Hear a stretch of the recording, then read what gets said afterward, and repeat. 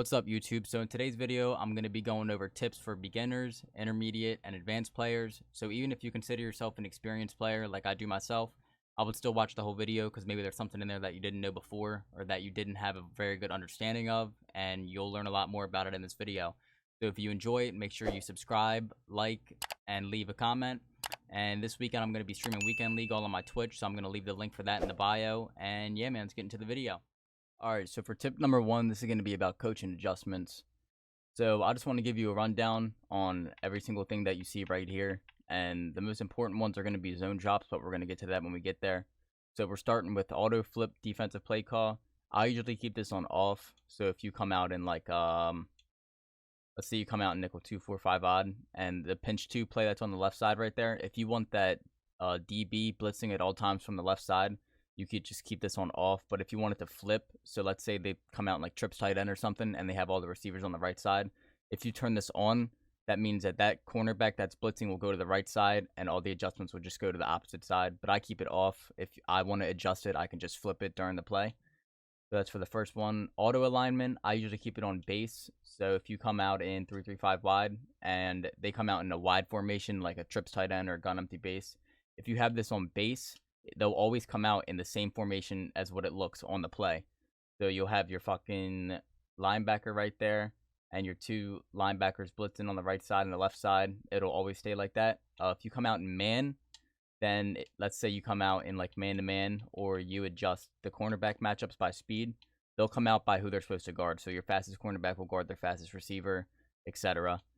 But I usually keep it on base. I don't really mess with the man. Ball and air defense, I usually keep it balanced, but it just depends on how you want to play it. I've always felt like play receiver plays better than play ball and swap ball.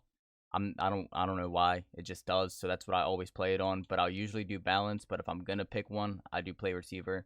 Because if you do swap ball, you're never gonna get interceptions. They're always gonna go for the ball. And play ball, they get mossed a lot. I don't understand why. That's just something in the game. It's beyond me, but they get mossed a lot. So I just usually do play receiver or balanced.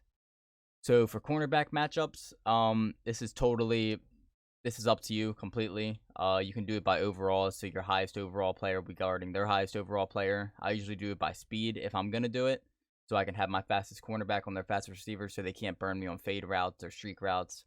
But I would just keep it balanced unless you want to do it by speed. If you're getting burnt over top, then I would change it by speed if you're running man-to-man. So we'll keep that balanced. Option defense, I always keep it on conservative. Even if they have like someone like Ryan Tannehill as their quarterback, they can still run that option play, and they can still get 15 to 20 yards if you don't put this on conservative. So your linebacker that is lined up on either side of the option, if they're blitzing, they'll sit there and wait for them to come instead of guarding the running back. So I would keep that on conservative. Strip ball, I keep it on balance at all times. The only time I would say to make it aggressive is if you're down and you need to get the ball back, there's like 2 minutes left and you don't have any timeouts, something like that. It's just got to be situational. Don't use it off rip. Don't use it pretty much for the whole game because you're going to get a lot of face mask penalties. Conservative, that just doesn't make sense. I just wouldn't do that. Tackling, I would keep this on balance as well. Aggressive means that if you do get a hit stick with the AI, that they'll fumble it, but that's very rare to happen. So they're always going to break tackles off you, especially if you're going to like against a Derrick Henry. So I would keep this on balance. And now we're to the zone drops. So with the zone drops, the flats are always going to be the blues. So that's going to be whether it's cloud flats,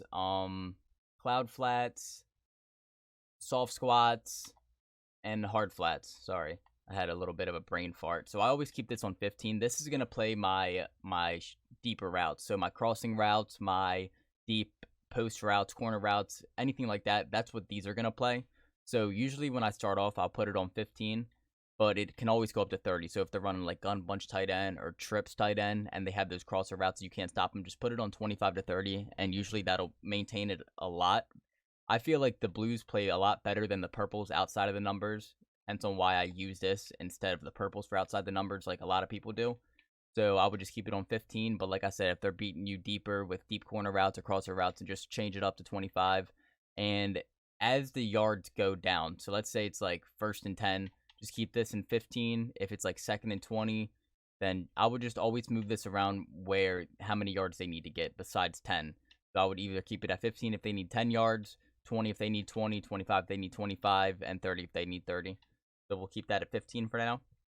So curl flats is going to play all of the flat routes. These are the purple routes, whether it's a curl flat, a quarter flat, and a seam flat zone. So these are made out of cover 3 and cover 4. The blues are going to always be in cover 2s, but you can adjust that. So curl flats are going to play all of my shallow routes, whether that's a running back out route right out of the pocket, whether that's a tight end flat route, a tight end out route, or a shallow wide receiver out route. They're always going to play this. So I'll move this up as I move this up. So let's say it's 2nd and 20 or 3rd and 20 and they need more yards and I know they're not going for the flats. If you move it up to 10, that'll play the slant routes and the drag routes, and sometimes it'll play the corner routes if it's a shallow corner route. So usually I'll keep it like this, 15 and 5, and I'll just move it up as the yards progress and as the plays progress. And for hook curls, so the thing about hook curls is they usually play match coverage if you just keep it default, which I'm okay with. So if you have a hook curl in the middle of the field and he's lined up right by the tight end, he'll play that delay fade. So you don't even got to worry about it. You just keep that hook curl out there. You can move it up. Let's say it's like 3rd and 15. So you can move it like this and move it down to where the first down mark is, just like a 10. But I usually keep it on default because I don't like to mess with the hook curls. They play fine enough. They'll guard anything over the middle, and they'll always keep up with a delay fade or with the running back if he goes on an option route and does the flat. So these are the most important things I want you guys to get used to using. Even if you don't understand them that much, you got to start understanding them. That's why I want to explain it to you as much as I can. They're the most important thing out of the coach adjustments. So yeah, 15 and 5 for 1st and 10, and then just move it up or down depending on how many yards they got on 2nd and 3rd down. If they need more yards or if they need less yards, you can move it down to 10 and 0 or 20 and 10. Just keep moving it around, keep switching it up every 2 or 3 plays. You don't want to keep it the same the whole entire time unless the guy you're playing is a nerd and he's not switching plays. And yeah, sure, just keep it like that. So that's it for the first tip. Let's move on to the tips for intermediate players. All right, so for tip number 2, this is going to be for intermediate players that understand the zone drops, that understand the game good enough to be able to play it and get a lot of wins. Stop using the same defensive play over and over again. So let's say you come out in, we'll do Tampa 2, right? So if you just keep running the same play stock, sure, it's going to work the first couple of times. Like here, I'll show you real quick.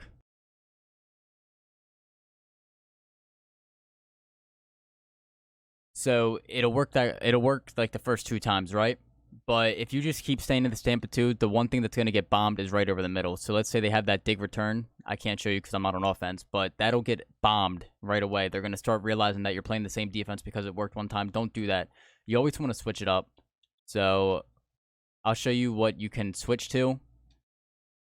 That's a cover 2 shell. You just always want to switch between coverages. You want to either do Tampa 2, pinch 2, and then a cover 3, and then a cover 4. You just want to use as many plays as you can, so they got to keep guessing what you're going to do, and they can't just run a beater on you. That's why so many people get beat, because let's say they come out of 3-3-5 wide and Mike will blitz, and it works for them, right? So it'll just look like this. They'll have everyone blitzing, and they get immediate sheds, right? Here, I'll show you real quick.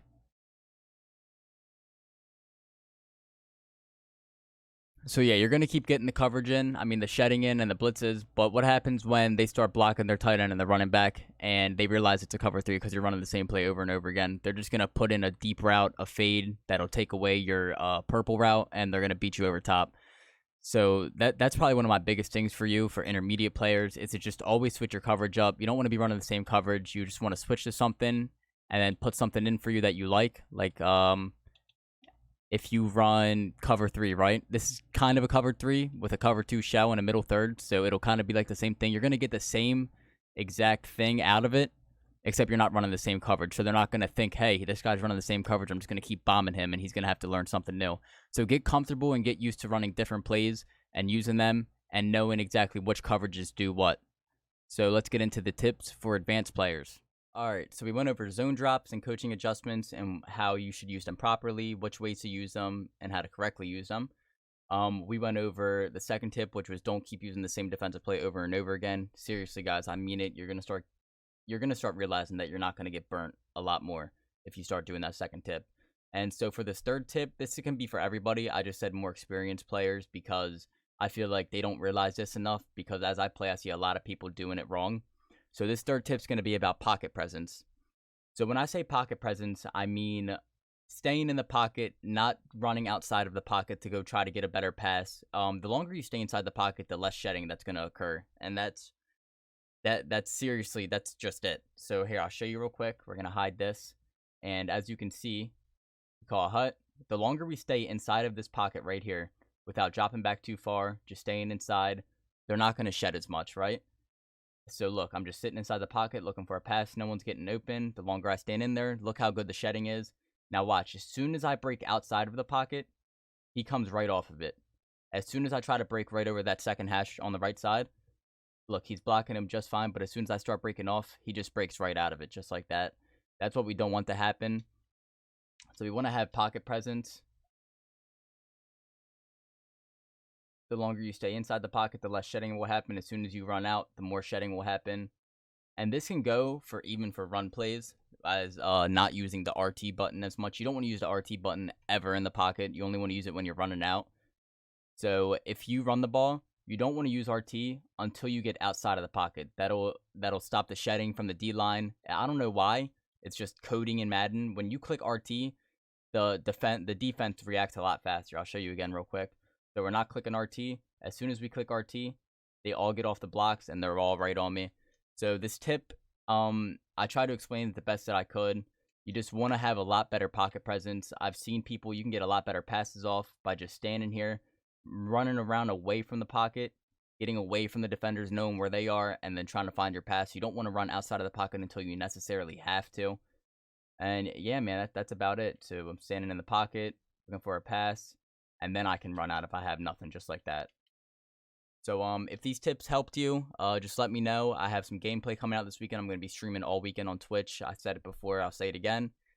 Weekend League, so make sure you come slide through for that. And if you enjoyed this video, leave a thumbs up, subscribe, and let me know what you guys want to see next. Thank you guys. I'm out.